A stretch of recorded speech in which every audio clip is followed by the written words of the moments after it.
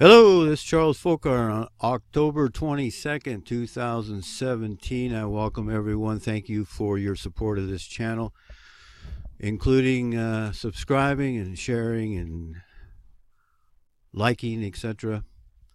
I have close to 1,900 subscribers, and I want to thank each one of you. This is going to be the first in a series of videos that I'm going to call On the Road with Charles Fockaert, kind of an off-take of On the Road with Charles Kuralt.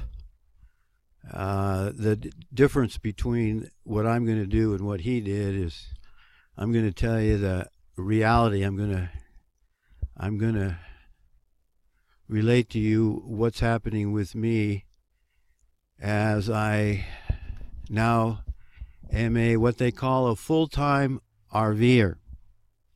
In this video, and I'm going to try to keep it short, I'm going to give you a history of why and how I became a full-time RVer. Well, back in late 2016, I realized that I wasn't making enough income to allow me to continue to rent the shop I was using to build Rocky Mountain rocket stoves. So I moved everything out of that shop and quit paying the rent. So I didn't have to pay rent for the next several months, and that money I saved, plus some money that I earned working some odd jobs, part-time jobs, I was able to buy an RV. It's a 1977 Chevrolet 350 one-ton with a mini Winnie on it.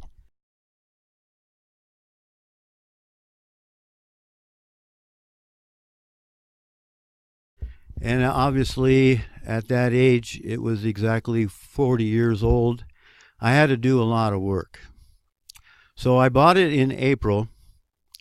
And how I got the money is, like I said, supporters of this channel, the money they sent, plus the money I saved on not having to pay the shop rent, I was able to buy the RV. So, and I have since come to find out that the RV stands for Ruined Vacation.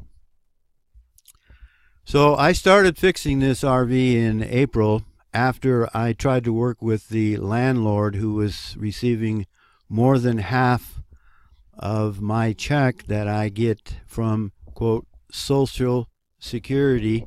That's money that we put in when it's worth more than when we take it out. That's another whole story, and we'll get into that some other time.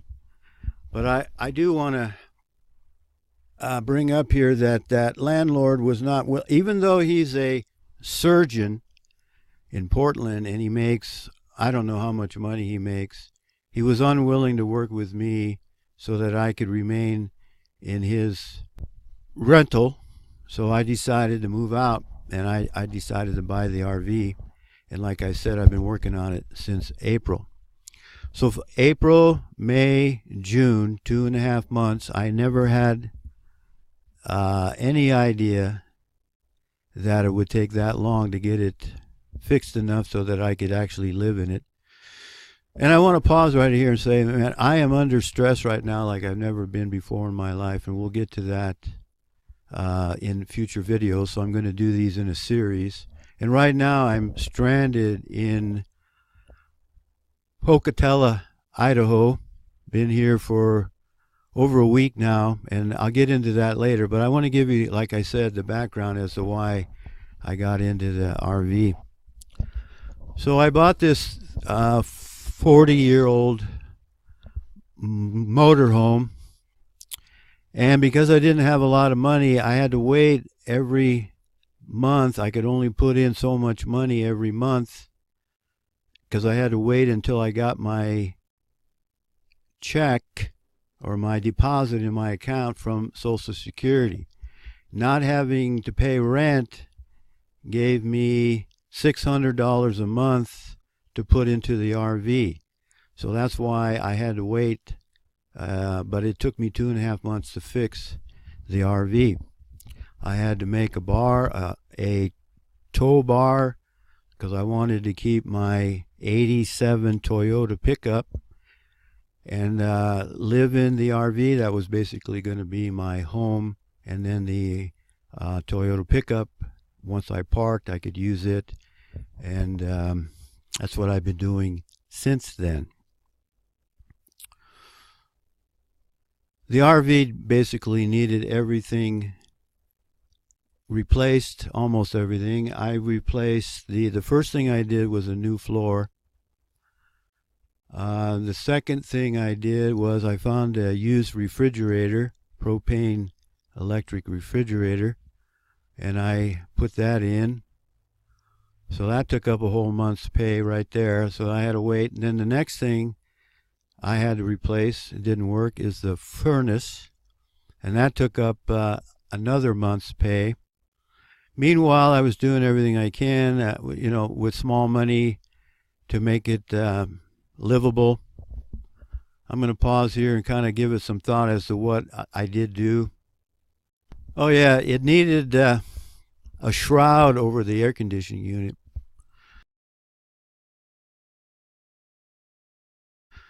So I bought a shroud, and while I was installing the shroud on the last screw, I remember it was in I don't know, May, June there, and it was hot. I was up on the roof. I'm tired. I've been working all day on the RV, and when the bolts that hold the shroud on were gone except for one, so I was using a drill, putting the last hole in so that I could use a screw and hold the shroud in, and the drill went all the way through and punched the compressor, or the line that held the Freon, and I heard a psss.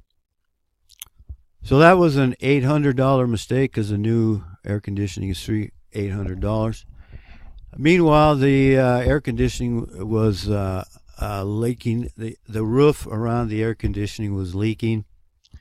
It took me 4 attempts to figure out why it kept leaking. And remember, I'm a former or a building contractor, and I'm pretty familiar with patching roofs. Been doing it quite a bit when I was in college, a handyman, etc. So I couldn't figure out, well, what was happening is that I would patch the roof, and then I'd push the shroud down, and the shroud would break the seal. So when it rained, the water was coming in, and I had a roof. I was collecting rainwater. You can't make this stuff up, folks. So I finally figured that out. But I finally removed the air conditioning unit, and I put a patch on it on the roof. So so far there's no aircon. And I can't live in an RV in Montana in the wintertime. It's too cold, and I wanted to leave Montana anyway in the winter and go south, be a snowbird. I figure if the hummingbirds are smart enough to go to south in the winter, I could too. So that's one reason I bought this RV. Oh, the first thing I did though is I worked on the engine. I replaced all the hoses, upper and lower radiator hose, so I wouldn't have any problems in the future. I put an oil sender switch in, a water temperature switch. I fixed some other things inside. There was a lot of work. I worked on it every day except for Sunday for the most part for 2.5 months. And when I finally got it, I thought I was ready, and I didn't want to pay rent on July 1st. I left my rental, and I'm going to tell you right now, I did not give the owner any heads up that I was leaving. I just left. He claims to be a Christian, but you're somebody that tells me they're a Christian, and I get that puts my guard up. It's works faith without works is dead. And it would have been a very easy thing for him to work with me to allow me to stay in his rental, but he wasn't willing to work with me at all, like I said, so I just left, and I didn't feel any obligation to give him a heads up. Buddy, how's it feel, buddy? And then, get this, I leave, and I knew he was going to show up on the 4th of July. I left on June 30th. And a few days later, I get a phone call, and he's wondering where I am. We hope you're all right. No. You're wondering where your check's going to come from, buddy. And no more from me. I thought I was doing a pretty good job keeping the place up for him, but he didn't seem to appreciate it. So anyway, I left there. And then I went to one of the buddies that was helping me. I asked him ahead of time. I said, look, I'm not through working on this RV. Can I park up at your place, plug in electrical 110 and get some water? And he said, yeah, I got a slab out there. You're welcome to stay. Or I said, well, how much you going to want? He says, oh, no, you can stay for free. And I said, you know what? I'm not going to tell you his name, but I said, I'm going to call him a buddy.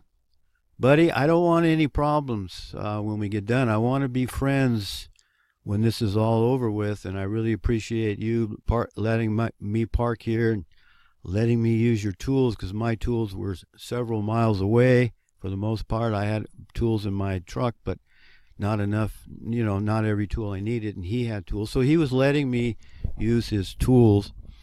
And I don't know how long of a story I want to get into, but some people cannot take other people's advice. Other people's ideas, they're no good, but their ideas are just wonderful. That they got it all figured out. Well, this guy was like that. Anything I suggested was rejected out of hand, didn't even think about it. And so he was allowing me access to his garage, but he wouldn't unlock the door. And I said, well, why don't you just make another key and give me the key? Well, he says the key to the garage and the key to the house are the same. And I said, well, I'll buy another lock for the garage. We'll put that lock on there, and you give me the key, and when I leave, you put the old lock back on, and everybody's happy, and you keep the lock. Oh, by the way, I was fixing things around his house. Remember, he's allowing me to stay here for free, and it's on the corner of two busy streets. So trucks and other vehicles were coming down the hill and going up the hill, because right at his place. So all night long, I heard trucks and cars. And the road right near his house was also uphill, so they were having to give it the gas, and I heard it. I couldn't sleep. I was there July. I left for a month to go on in the mountains after I got the RV enough repaired so that I could take a break, and boy, did I. The first week, I didn't do anything. I just relaxed, and so I wasn't there from the mid-July to mid-August. But about the 3rd, 4th week in August, my buddy comes to me and he says, Charles, our electric bill just went way up, and we're going to have to get you to pay. And I said, well, can I see the bill? And he showed me the bill, and I said, well, maybe your electric bill went up, but I wasn't even here. So how could I be the cause of your increased electric bill?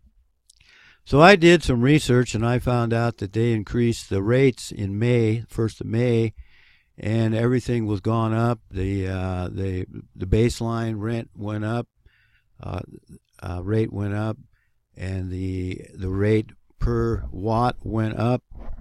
And now keep in mind, this was in the middle of the summer. I wasn't using the aircon because it was broken. The only thing that was really I was using was the refrigerator. So I said, well, why don't I give you some money? How about a buck a day, since you said I could stay here for free? How about a buck a day? And I can't sleep at night anyway, and it's hot.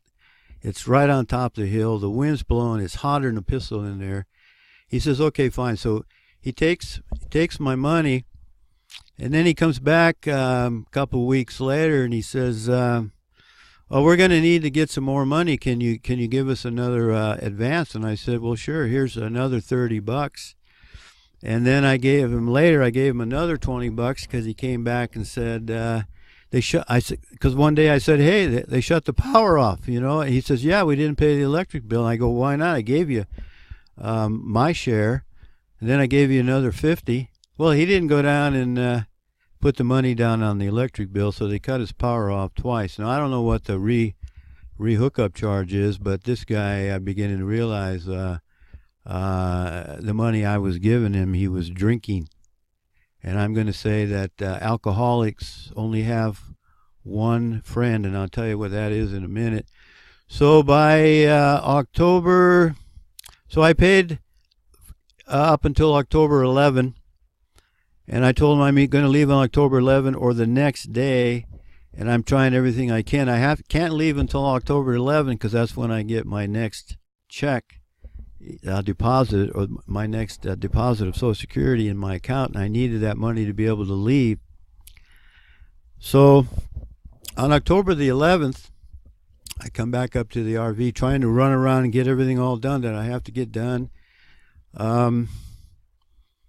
And I won't go into detail, but I couldn't leave until October the 11th or the next day, like I said.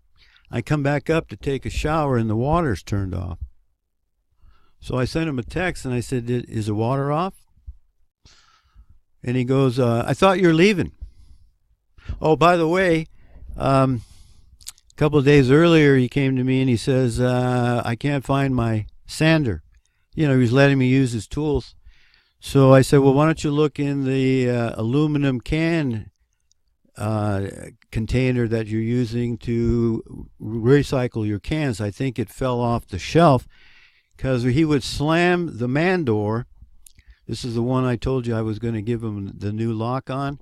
He slammed the man door because it wouldn't lock right, and I said, "I'll help you fix that if you want." Oh, by the way, the first day that I moved in, he was having a problem with the frost-free water supply, so I dug a trench down myself, 4 feet down, with a shovel and a breaker bar, and that surprised the hell out of him. And trying to contribute, and I gave him other things. You know, every time he said something he needed, like the thing for the water, the hose. He needed new grease for the overhead door because he wouldn't give me the key, but he gave me the overhead door opener. So I didn't make sense because he's complaining about the electric. You know, it just goes on and on. It doesn't make sense. He's complaining about the electric, but he wants me to open the overhead door every time I go in the door. And then he needed to grease it, and he says, "Well, I don't have any grease," so I went out and bought him grease, and the grease was still sitting there when I left. He never fixed the overhead door. He never fixed October the 11th, July 1st, October 11th. He never fixed the water connection, because they go out to eat 3 or 4 times a week minimum. They go to the casino. They don't have enough money for the electric bill, and they want me to pay their shortfall. And so as you can imagine, within the last couple of weeks of my being there, even though I said at the very front, I want to remain friends when this is all over with, and that didn't happen, folks. He wouldn't come out of the house when I was leaving, and he sent me a text to communicate. Even though a few days earlier he says, "You know, this woman what I was have a difficulty with, she was sending me a text to get the resolved," and he said, "Texting is so impersonal." So I sent him a text. I said, you know, buddy, texting is so impersonal, and it's too bad it's come down. Oh, by the way, back to the sander. He comes out, he says, he sent me a text, and he goes, "We need to find that sander." And I go, "We need to find that sander." And I said, "Did you look in that trash can I told you it was in?" He goes, "Yes, I did, and it's not there." So I just went out and bought him a new sander. I find that's the best way to take care of these kind of problems. I'm not going to argue with you. I just went out and bought him a new sander. And the very next day, he comes up to me, and I'm out there working on the RV, and with a sheepish look on his face, with my sander in the new box, saying, "Thank you very much for buying this, but and he had his sander in the other hand. He says, "I found my sander." And I said, "Where was it?" And he said, "It was right in this trash can, exactly where you said it was." And he also accused me, or insinuated, I took some of his tools. But anyway, that friendship is now broken and probably unrepairable, because alcoholics only have one friend: booze. So here I am in Pocatello, Idaho, and I'm going to tell you, I've been gone since October the 11th. He made me leave early, and it's now October the 22nd. So I've been on the road 11 days, and I've gotten halfway to where I'm going, which is Arizona, hopefully. And we'll do another series. I could do a continuous series of videos on the road with Charles Fockaert as a full-time RVer. I'm making observations as I go, and I will upload new videos based on my observations. I want to thank you for subscribing. Thank you for sharing and supporting this video. I covet your prayers. This is probably one of the most stressful times of my life. For years. This is very, very stressful. Maybe you can see it on my face. And by the way, I noticed my nose looks a lot bigger on the screen than it really is in real life. And no, I'm not an Esau Edomite. And may the grace of God, our Father Yahweh, the creator of the level plain earth, there is no space, we're covered with a firmament, water above and water below, and that's why the sky is blue. And may his grace be upon us all, and especially upon me, for I certainly need it. See ya.